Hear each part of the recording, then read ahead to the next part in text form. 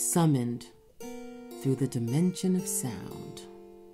People explore the musical world which they believe to be true.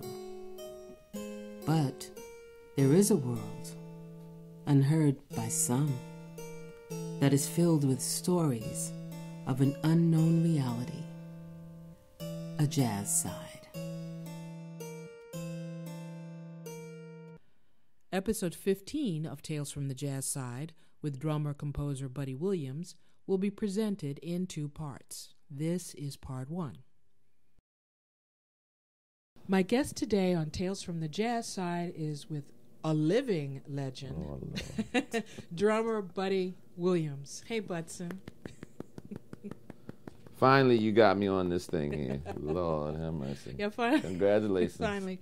Mark Egan was a guest on the show last year, and I mentioned that I wanted to have you on the show. And just like everybody else, when I mention your name, everybody goes, "Oh, yeah, man, Buddy Williams. Oh, yeah, Buddy." But anyway, we came to the conclusion that you've played on every album ever made. Oh, my God. How about every good one? A couple of bad ones, but every good one. Yeah, so, but you have a really amazing discography. And before we get into that part of your history, I wanted to ask you, and I know you told me this a long time ago. Yeah, but say it for the folks, right? I'll keep it clean. Okay, but you told me a while back, your nickname, Budson. How did you get that nickname? Oh, Budson. Well, I'm Buddy Williams Jr. It's not on my ID. My dad was named Buddy Williams. He sang with a group called the Charioteers. They were from the 30s. They were Olson and Johnson They were on Broadway in Hell's a Poppin'. So I'm Little Buddy. I grew up all my life piano, music. Those guys. I didn't know.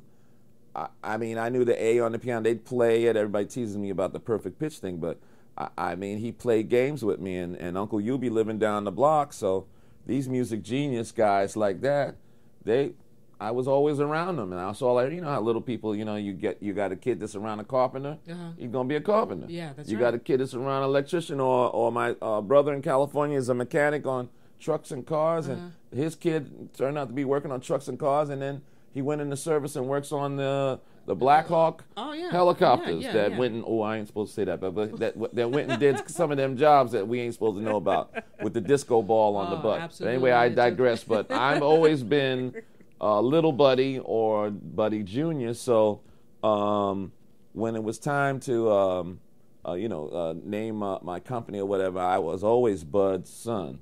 Right. So I'm Bud's son. Right. Now, when we go to Japan, people always call you Buddy-san or, the son because that's a Mr. or that's the proper endearing in your language, Mr. or Miss, but it's the opposite. They say your name and then san. So a lot of folks used to think it was because of Japan. Yeah, Bud-san too, they would do that. But I was Budson before I was going to Japan, and Lord knows, I went to Japan at 16 with Herbie Mann, an Easter vacation because Bruno Carr left him hanging, and he had seen me already play at Music and Art with a lot of other, Dave Valentine, Rashid Ali. We all had bands together. My group was Natural Essence, and we were playing in high school, and those guys said they play like grown folks. Old people talk. Right, and you were how old? It was 16. How old were you? 16. That was high school days. Yeah. But I went to play with him, and that's when you first heard Buddy-san or that thing like that. Okay. But Budson comes from me being named after Big Buddy. Okay. This house, everything. 1933, he got this house. Oh, okay. $1,200. Wow. And we're sitting right now in Bed-Stuy. Amen. So, Lord have mercy. It don't look like it no more. No, not at all. Look like somewhere else. I'm be quiet. Okay, well, let's get back to the drumming and the universe and every album in that universe, and the fact that you've played on all the good ones, as you said. Yeah. Okay, I'm sure that the young musicians who are checking out this show and anybody else who want to know, How did you build such an extraordinarily huge body of work? Because you're like on hundreds and hundreds of albums. How did you just Luck of the draw, because I never said no to people to play their projects. I played on a lot of different people's stuff because it was a lot of friends that. Look, Angie Bofield, for instance, I know everybody want to hear that. Yeah. So Angie Bofield was a high school friend of ours. We were all in high school, but she didn't go to music and art. She went to a Hunter high school college for girls and whatever, but she was in all city chorus. And me going to music and art high school, you had the creme de la creme up there. So half the school was in all city chorus. So Angie lived in the projects right behind Music and Art up there on Music and Art's on 135th Street on the top of that hill up there in the middle of City College. She's from them projects on Amsterdam down there. Okay, yeah, I know where those are. So on her way home, she come and hang with the crew, and she was hanging up there with everybody. I met her, but she was writing stuff. Dave Valentine's writing stuff. Rashid Ali's writing stuff. Nat Adderley's writing stuff. Everybody's writing stuff. Come play, or you'd be there when they're writing and you play some stuff to it. I never really said no. I'm more than blessed. It's just the luck of the draw. I can't play it off that, I can play, but I never said no. Right. So, the different eclectic folks, and then you got, look, I played on a Andy Bay record in high school. Wow. The record's on the wall up there. But then Andy Bay, I'll show you after. Okay. Andy Bay did a record for Atlantic Records. It's me and Alex Blake. Wow. And our teacher, his name is William Fisher. Bill Fisher would use, he would use us young guys. He knew we could play. Right. He introduced us to these guys like Herbie Mann, all that. Why? He was teaching at Music and Art, and the Right On Black, 1968, there's a, my boy's got a new record coming out, 1968, where he shows all the stuff that we did or what the world was doing in 1968. So in those days when we were saying power to the people and Right On, we need black people in school. Right. This teacher they got several black teachers.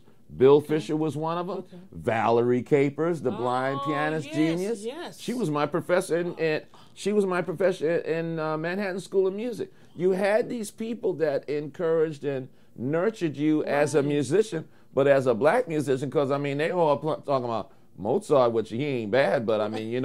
You in the middle of Harlem. Right. Y'all didn't even want to acknowledge that Beethoven was black. Y'all were saying, they got mad at you when you said that. Right. I said, look at his afro. And I'm on his birthday, by the way. So they they really introduced us to. We had no jazz in our school. Okay. We started doing our own thing, and Mr. Fisher came, and what jazz did they have? Glenn Miller or the big band thing? Right. Okay, great, great, but that was what you in the middle of Harlem, and y'all ain't saying nothing about the Cotton Club and the real bands and stuff. Renaissance that was happening. So how did I get to play on these different things? I never said no. I always played. We rehearsed in the basement of the Apollo. Luther, Carlos Alomar, Robin Clark. These are all stars of the music world. We grew up together. Nat, I keep saying Nat, and I can't say his real name on your little thing here because it'll be censored. That's okay. So he knows it too.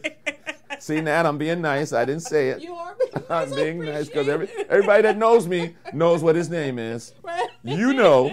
So right. I grew up with a lot of gifted, talented people that allowed me to play with them and contribute to that, because no man's an island. You can't row the boat by yourself. Everybody's trying to get from one side to the other side. You got to work together, like me and you with Michael or whatever. Right, exactly. Same thing. Michael Franks, guy called me and said, "Hey man, come on over here and play on some of this stuff." Yeah, we got a cat named Michael Franks over here. I heard him. But what they knew was I knew how to play with singers. See, I'm that Big Buddy thing. Yes. My father was a singer, and you knew that you had to play nice, play together. Don't come in there beating everybody up because you the drummer. You get fired. Right. I mean, you know, True. so you dynamics and all of that. And I'm being silly, but No, no, the no, core of it is yeah. because yesterday somebody asked me, oh Lord, I'm gonna be in trouble now. We watched the Stevie Wonder show the other night. Yes. And it was fantastic and that, but then you get some guys that call me and said,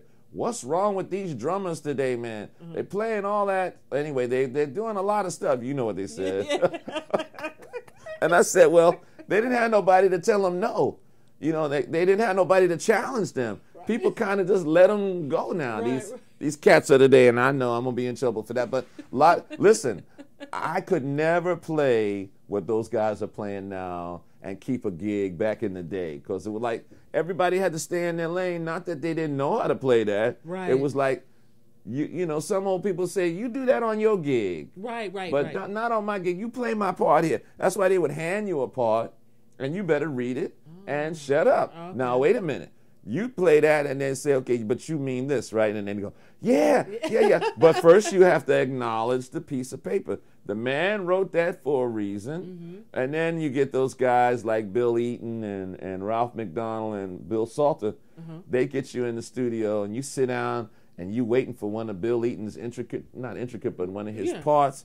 And they give you a blank piece of paper and the title of the song. Oh. And they look at you. Quincy does that too. Wow. Oh, really? Oh, yeah, because he tells you what chords are, and then you write down whatever it is. But see, some people take offense to that and say, if I write a part out here, you need to pay me for that. Oh, wow. Because you didn't write no part for me, so that's my thoughts, my ideas, my... And some people think that's selfish or what's the word? Mercenary. Yes, yeah. You know what I mean? Yeah. But it's a different era. We're used to, in the studio, you're used to people writing a chart for you. Yes. What do you want me to play? Right. And then you get the great gods, and I can't say their names on your tape here, but you know who I'm talking about. Yeah. They go, If you don't write something down here and I play it, you got to pay me for writers. Right. That's how I got writers credits on a lot of these different projects. Bob James. You get writers credits because you come up with an idea. Yeah. Always remember, money, with Anthony Jackson playing on that Philly International recording session. Yeah. Gamble and Huff were men enough and honest enough and righteous enough to pay him as a writer because dun dun dun dun dun. Oh yeah. That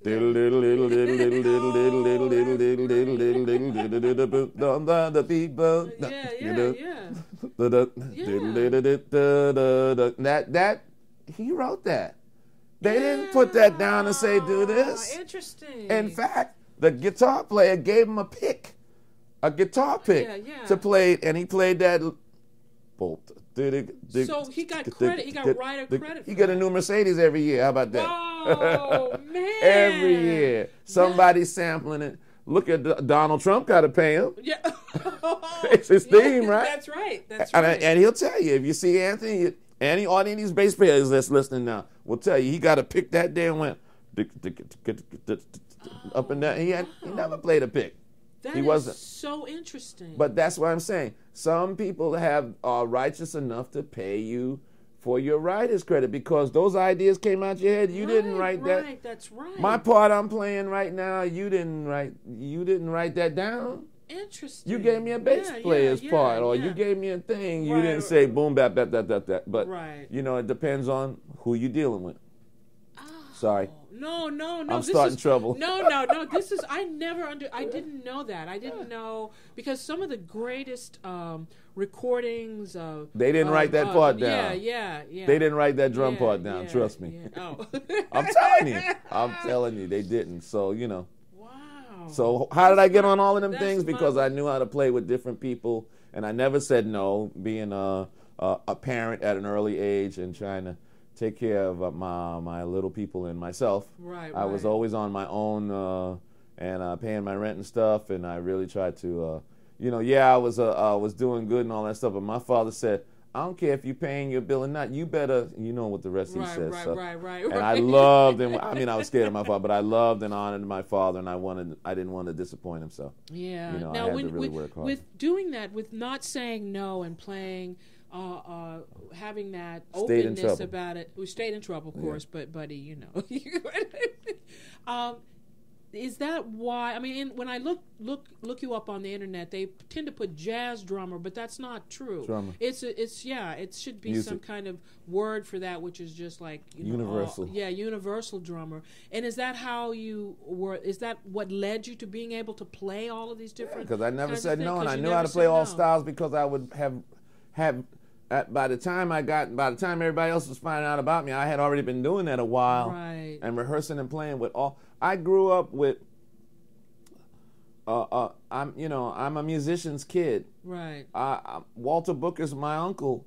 The Cannonball family, Cannonball Adderley family, Cannonball Nat Adderley Sr., Walter Booker, Roy McCurdy. Oh, that's my drum daddy. You know those Wow, guys. yeah. I grew up around them all my life. George Benson, but all the other guys They too. also- Joe Zawinul, Wayne Shorter, Herbie. Right. Please. I was there for Herbie's Mwandishi band. They would rehearse in Uncle Bookie's place. And Wayne and Joe Zawinul would rehearse in Uncle Bookie. Uncle Bookie had a recording studio in his house Wow. on 87th Street. Now, is So this the I'd see- uncle that's part of that back history that you Yeah. should be writing a book about? Oh, that please Portia was telling me? don't tell on me. No, Yeah, I'm yeah, not, but yes. No, and I Yes. put here, I said, we're going to keep that. Yes, we're going to yes, keep yes. everybody Yes, excited yes, about yes. when that book comes out. Yes, yes. And that reads like a Yes, yes, movie, yes, an yes. unbelievable Yes, story. yes. But this is That's him. Uncle Book's. Okay, That's him. Okay. Walter Booker, he's from D.C. He was a great player. He played for everybody. Sonny Rollins, Monk. He was in the service with Elvis. He was. He was. He was in the service with Elvis. It's funny, but he was in service with. But he came to New York and played that upright bass, and he played with Cannonball for years and years. He played with Sarah Vaughan for many years. I'm sorry. I'm just being, we you love know. her. We love her. He played with us, everybody, you know, and his later days, he played with Jimmy Cobb, and him played with Sass for years, and then he came back and played with Jimmy Cobb with other ensembles. He worked with Bertha Hope. I mean, you know, I was around them people. Yeah, all the time. So it 24/7. was you know, it all just poured in. Yeah, you live and breathe I it. knew about Milton Nascimento, Hermeto Pascoal, all those Brazilians yeah. long Before before they- everybody was a Jobim. Wow. Because them people are Brazilians. Yeah, Bookie was well- married to a Brazilian, my Aunt Maria. She's still alive, and I heard that every day, eating fish water and all of that stuff. They'd go, buddy, are you Brazilian? No falla. But yeah, I am. But I was blessed to be around an international kind of thing. Yeah. That's why I ended up on, like you said, all these records. But I never said no, and I was always the sub. Oh, really? Oh yeah, somebody else was supposed to be there, and they said, wow. "Well, call the kid. The kid's call buddy. Here's his number." Cornell Dupree knew my number by heart. Wow. Richard, them boys, the guys like Yeah, that. yeah, because they'd say, "Well, he'd be smoking his pipe." He said, "Well, call this number or call service. They'll find him the registry." Right. Yeah, but those guys, Eric Gale used to say, "Call buddy, and we'd be out of here in about 15, 20 minutes." Yeah, that's right. That's Because, the waiting efficiency for of these it. great gods to Yeah. show up or wake up. And there's one guy that's the notorious, he would book 3, them jingle days or session day jingle days especially. Yeah. He would book 3 10 o'clocks. Really? He'd book a 9 and he'd accept 3 10 o'clocks. He'd come early to 1. He'd hopefully he'd finish it real Right, fast. and to get to and the then 10. go to the other 10 Yeah. and be a little late for the other 10, and there's another 10 he's supposed to be on. He get there at 10:30 because the jingle's only 60 seconds. Right. And he's assuming that it's going to be okay, and he can just do that. But see, they let him do that. But once they got wind about, or say me or Marcus Yes, or the cats they or could these call in, other yeah. guys, and the same thing, we'll be out of there, and he ain't double dipping. Right. I'd come in there and play, be there early, nervous as all, you know what, but, and, you know, because same thing, they would write these little parts. Yeah. And I got to say, though, I keep saying Bill Eaton, but Bill Eaton is a great arranger, and there would not be all those great hits that those guys wrote if it wasn't for Bill. He's the secret weapon. Right. But I say his name because he would meticulously write out a part, bass drum and this and that. This is the groove I want. But if you played something, then he'd look at you and say, okay, now play what you want. Right. And I wouldn't deviate too far away from it because he knew what the film was doing. Exactly. He would lock everything into the film. Everybody else wasn't like that. I mean, the writers and the arrangers, they give you bass player's part. Right. And you play something, right, play something to it. Kind of around it, yeah. And then, but they didn't give you like I said, the writers respect, giving you writers credit. But a lot of folks didn't write for drummers. Right. They just don't. Well, you know, you brought up the scores of movies. You've played on countless television shows and movie scores and Broadway shows. And for instance, I was watching the other night the SNL Live. You were the 40th anniversary. Yeah, the 40th anniversary, and you were the first 10 years. You were the drummer. I was the original. The story goes like this. I was there when they first started it up, and then the first show came, and it was George Carlin, but they didn't. Be nice. They didn't have it to. You know how they didn't have it together yet. 40 years ago, and I got a offer from Bette Midler to do what we now know as the Rose. Yes. I did a tour with her. She had just stepped out. I'm going to do my own thing, and she dangled that carrot of that money in my face, and I kind of split on those guys. But when I came back, I was there. Right. How did you get the gig? How did you get? Howard Johnson was the contractor, and Bob Cranshaw. I was sitting with them the other night, and they were nudging me, but Howard Johnson was the contractor, and Bob Cranshaw was the bass player for the show. But Bob Cranshaw is the godfather of the music business, period. He's played on every TV show. He's played with every jazz artist. He's played with, he's the reason why you have a Sesame Street so hip because he was the music guy. And then, he played the bass, but he was the music guy. And like the other night when we were at the after party, they assumed by having a bunch of instruments set up there that we were just going to jump up there and jam. And he said, hell, I ain't playing nothing. I'm the union man. I ain't going up there. But those guys were my influences. Howard Johnson had me in his band. Same thing, 16 years old, 17. Played that great music with his tuba band and all these arrangements. Did he just call you up? Did he go, hey, buddy, there's something happening that I want you to be a part of this band? Yes, because Earl McIntyre, my best friend Earl McIntyre and I, and he's younger than I, and we went to music and art together, and Earl played all the brass, but he's a trombone player and bass, and plays the tuba. Right. And Earl and I are best friends, and Howard would say, Earl be that. He said that on drummer. He said, well, we can get Buddy. He said, oh, yeah, Buddy. Yeah, yep. That's how they do it. He said, we can get Buddy. Respond. Oh, yeah, Buddy. Get Buddy. Buddy. I got my friend Buddy. He can play that stuff. Yeah. Really, and the one time I walked in and just tried to understand what, really? You want me? Okay. You mean this? And they go, yeah. Just that. Just keep playing that. Yeah. And then I grew and learned how to adapt to their thing because I didn't think I could. Wow. You see all these great gods up there playing, and I'm like, wow. Well, you are now the great god. You've been the great god for just hanging 700 albums ago. I'm just hanging out. Sis. And for everyone you see on them websites, there's 4 other ones that they didn't put down. Oh, this is true. Don't tell the IRS though. No, because I was reading on your website. Oh Lord, that I know. Terrible. Well, no, but the ongoing list. Bob Baldwin had this great quote that was so appropriate for.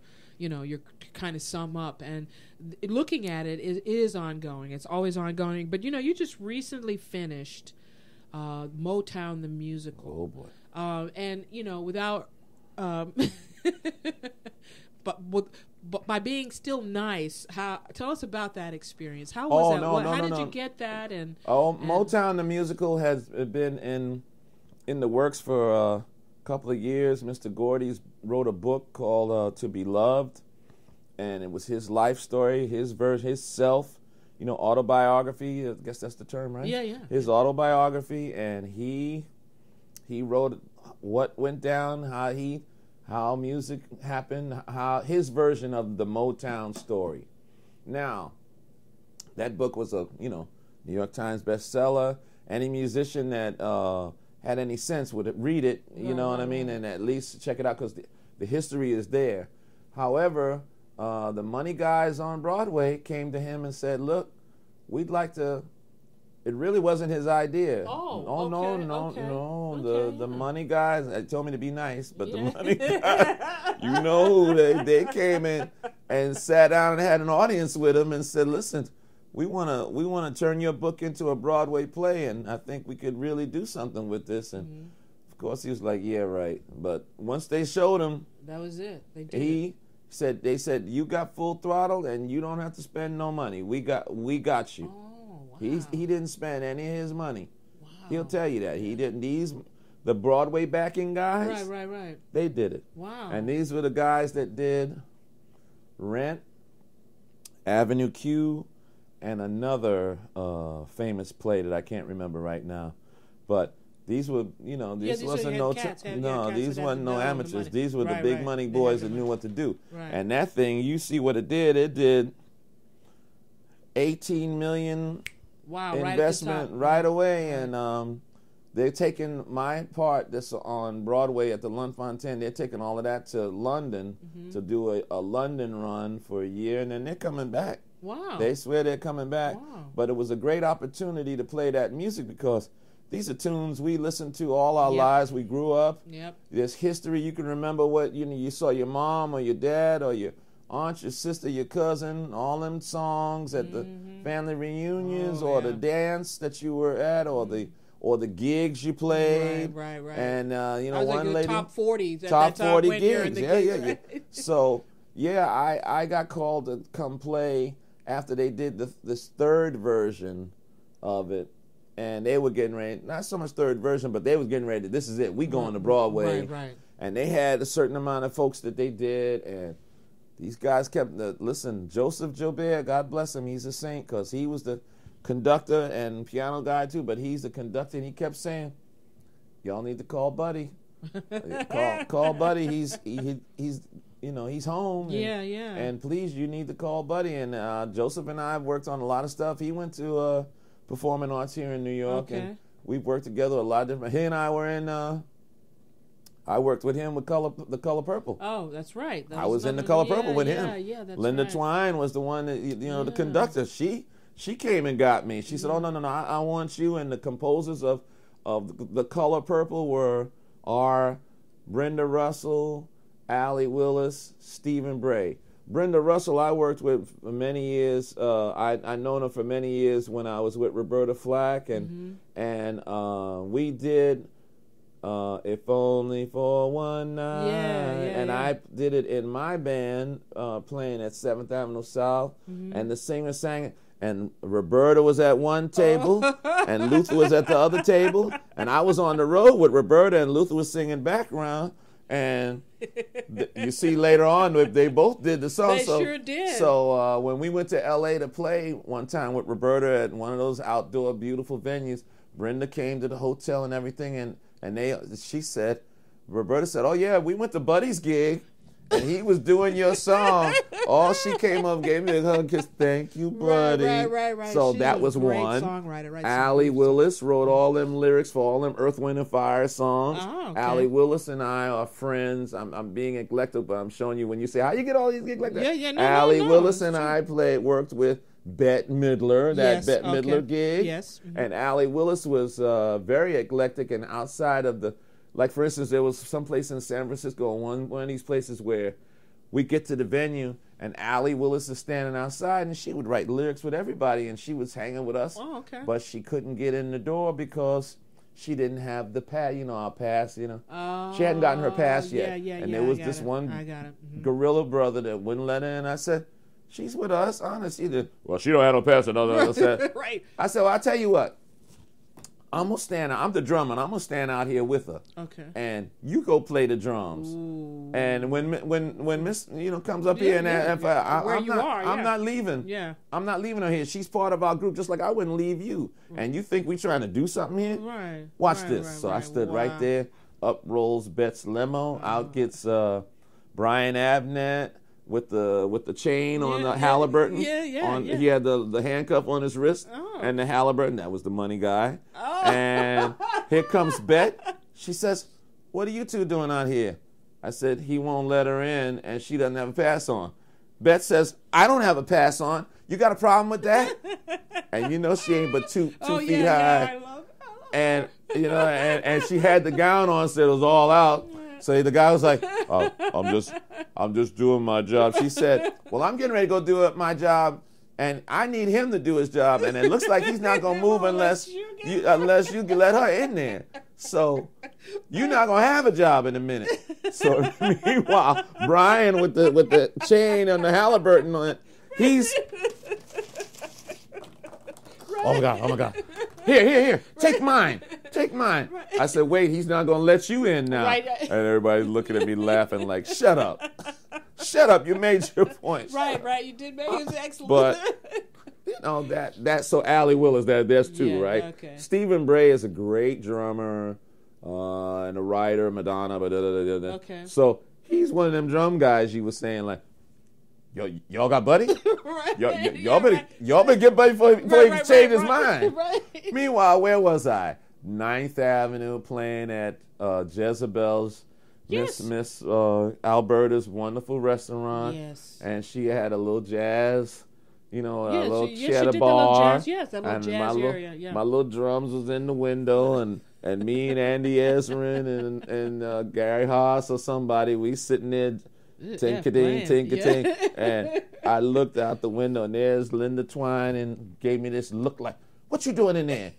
Get out of there." So she came inside, and when we finished the sentence, she said, "We have a theater, and we're going to do this Color Purple, and you got to I've already told the composers that you said yes." I was like, "Yes, ma'am." Wow. Linda Twine is my upperclassman at Manhattan School of Music. She and Aziza, Linda Williams. Yes. Aziza, the two Lindas, Linda Twine and Linda Williams, those sisters were going to Manhattan School of Music, and my professor at Manhattan School of Music was Valerie Capers, who I said to you before. Earlier. So there you go again. Here's these people that do these musics, these different styles of music, and I sit there and try to play and keep up, learn what they're trying to do, and they nurtured me through these things. Here comes Linda Twine. Linda Twine was the conductor for The Wiz. Yes. She was the conductor for, these were Broadway people. I'm not a Broadway guy. Right. But wait. The Color Purple people didn't want a Broadway guy. They didn't want a boom chick. No. Wow, okay. They want those writers that I illustrated to you earlier specifically did not want a Broadway guy. They had a vibe that they wanted, and when we had our rehearsals and I got writers credits for my parts. Wow. That's why I'm saying all that other stuff to you, because you don't always get that respect or that love and the understand, but you don't come in there with a sledgehammer and beating them over the head, because you do want to get that check and go home, right? Yeah, that's true. That is very You know true. what I mean? You're trying to keep your job, so you know what you say and don't say to your boss. And then all of this is a blessing, because it don't always go down like this. Right. So I've had more than a blessed life and all of that stuff, and without being Reverend Al Sharpton and our other metaphysical folks. Right. But somebody has been looking out for me, because look at that. Yeah. I mean, even with Motown, the guy came to my bar gig on the night of my birthday. It's raining cats and dogs, and they basically he said, this was the music supervisor. A month before, everybody kept saying, "Okay, bud, you got this," and the contractor called me, and this one called me, but they said, "But the music supervisor has to come and officially." Right. Don't worry, And meanwhile, I'm going, yeah, right. I don't believe this. look at what happens. The universe sent the young man and his wife to my gig on a Monday night. I played at 78th in Columbus. He went down in the basement club and we played, and he said I was hired. And then I did the father thing and said, "What you kids doing out here in this rain? Y'all need to go home. Right. Why are you in this rain? Right, Why are you in this? Go home." So, I'm still a parent. Wow. And the guy says that here I meet this guy and I come to his gig and he buys us drinks and his kid and he sends us home like we're his kids.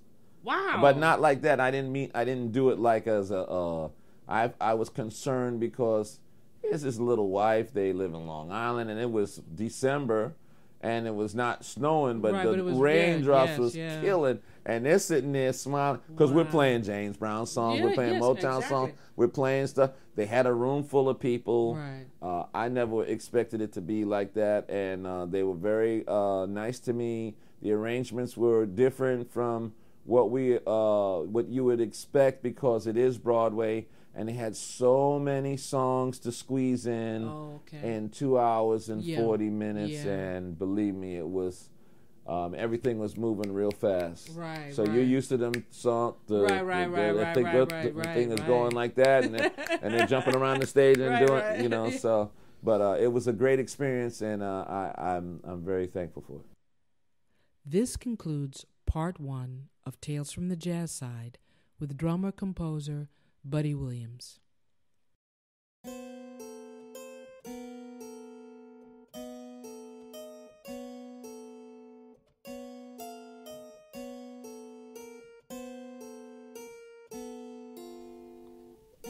The jazz side is always there, waiting for us to enter and waiting to enter us.